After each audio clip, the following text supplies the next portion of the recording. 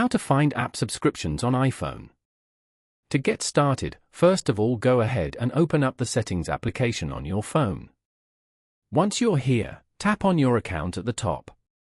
This is your Apple account settings page. You can view and manage your personal information, sign-in and security, payment and shipping, subscriptions and other account settings from here. On this page, go to Subscriptions. The Subscriptions page will display all your current active subscriptions. You can also view subscriptions that have been cancelled or expired. Tap on a specific subscription to view more details and potentially change its settings. You can also cancel or renew subscription from this page. Following these steps, you can easily find app subscriptions on iPhone. Thank you for watching.